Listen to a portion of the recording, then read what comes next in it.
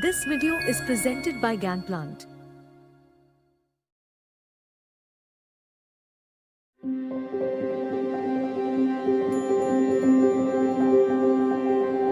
Were actually surprisingly similar. Mars at one time was once fertile, temperate, much like Earth, and something happened to it. There are massive water erosion features. It's about as hostile an environment as you can think of, except possibly for deep space. दोस्तों, आपको यदि मंगल ग्रह में रहने के लिए कहा जाए तो क्या आप रहना पसंद करेंगे? और क्या भविष्य में हम मंगल ग्रह पर रह पाएंगे? ऐसे ही बहुत सारे मिस्टीरियस क्वेश्चन हमारे सामने में आता है। चलिए आज हम जानते हैं इन सभी क्वेश्चन का आंसर। लेकिन वीडियो शुरू होने से पहले एक रिक्वेस्ट है कि वीडियो को पूरा देखना होगा।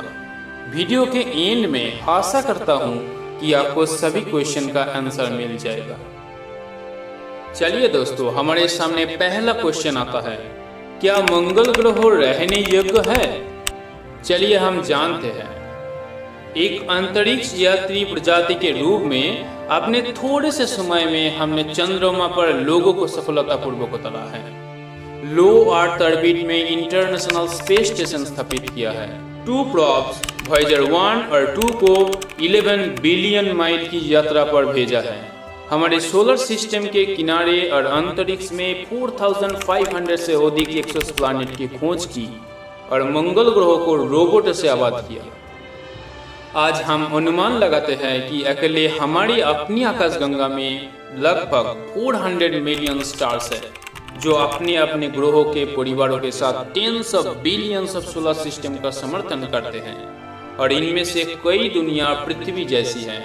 यदि इनमें से एक भी ग्रहों पर निवास होता है तो ये ब्रह्मांड के बारे में हम जो कुछ भी जानते हैं उसे बदल देगा और अंततः हमें उस प्रश्न का उत्तर देने की अनुमति देगा जो प्राचीन काल से अस्तित्व में है। क्या हम अकेले हैं? Are we alone? चलिए दोस्तों, अब हम जानते हैं कि क्या मंगल ग्रह पर जीवन है। क्या जीवन एक आकस्मिक दुर्घटना है या ब्रह्मांड के विकास का एक अपरिहार्य परिणाम है? अभी हमारा सिबलिंग प्लैनेट मार्स एक लाल धूल भरी जमी हुई दुनिया। इस प्रश्न का उत्तर देने के लिए हमारे सबसे अच्छे अवसर में से एक है। हालांकि सतह पर मंगल आज मृत और बैरन लगता है। इसका प्रारंभिक इतिहास पृथ्वी के समान है और अरब साल पहले इसमें पानी बहता था और जीवन के लिए उपयुक्त परिस्थिति थी। क्या मंगल ग्रह पर यह प्राचीन वातावरण लंबे समय से खोए हुए जीवमंडल के शख्सों को संरक्षित कर सकते हैं? चलिए हम जानते हैं। जीवन, जैसे कि हम जानते हैं, इसका अस्तित्व में रहने के लिए पानी, ऊर्जा और कार्बन की स्रोत को आवश्यकता होती है। हालांकि हम मंगल ग्रह पर वास्तविक जीवित जीव की खोज से पूरी तरह इनकार नहीं करेंगे, लेकिन संभावना यह है कि हम इसे बनाने के लिए उपयोग किए गए कार्बन आधारित कार्बनिक निर्माण दंडों की खोज करेंगे। जीवन की बजाय जीवन की उंगलियों की निशान को फाइंड आउट करेंगे। मंगल ग्रह पर हम उन इलाकों में खोज कर रहे हैं जहां तरल पानी मौजूद हुआ करता था। इन अब सूख चुके स्थानों में मिट्टी और सल्फेट जैसे खनिज पाए जाते हैं और एस्ट्रोबायोलॉजी के लिए महत्वपूर्ण है, क्योंकि वह जीवन के शख्सों को संरक्षित कर सकते हैं, चाहे वह लाखों या अरबों वर्षों तक उत्पन्न हुआ हो।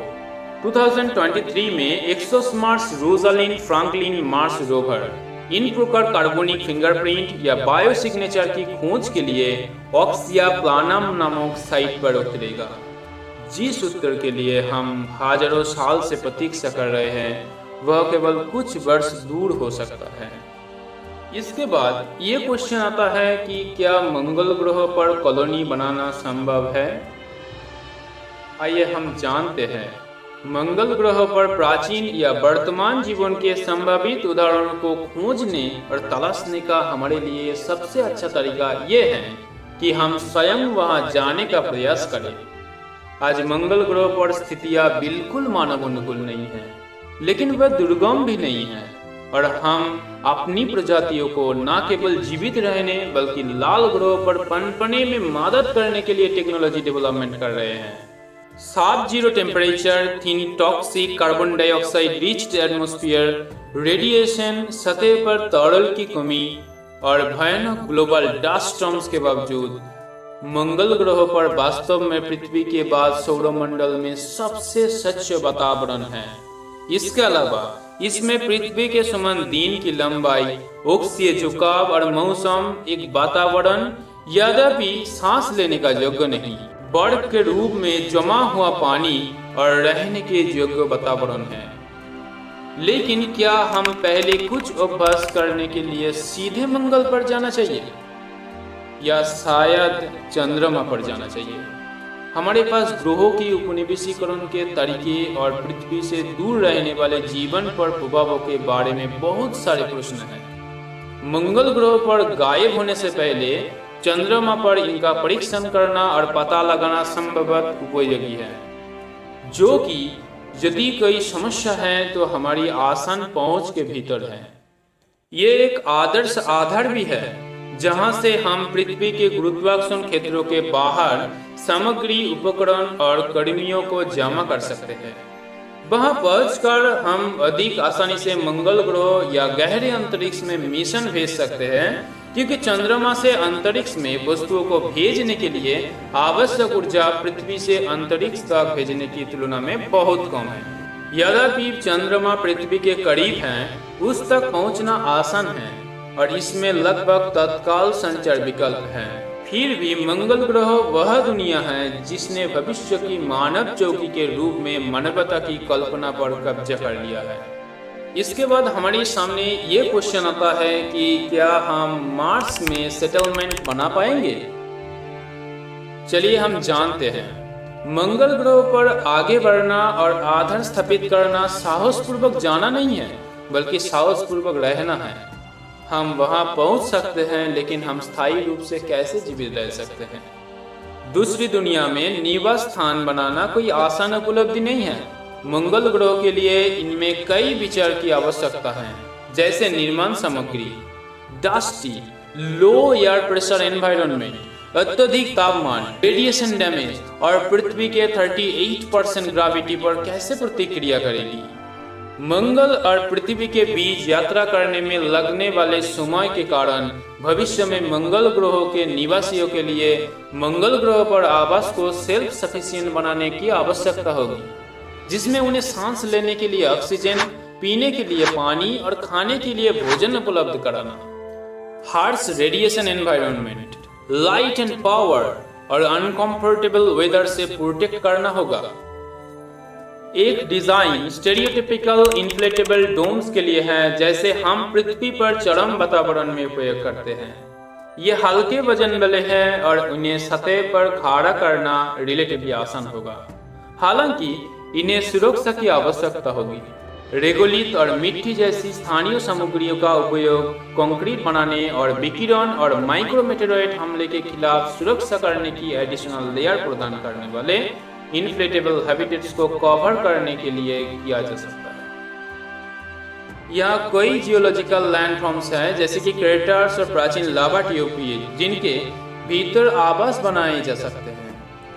ये प्राकृतिक गुफा प्रणालियों एक संरचना प्रदान करती हैं, जिसके भीतर आवास बनाए जा सकते हैं और आसानी से सील किए जा सकते हैं। चट्टानें कठोर सतह के वातावरण से सुरक्षा प्रदान करती हैं और वे आमतौर पर एक दूसरे से जुड़े होते हैं, जिससे निवास स्थान विकसित होता है।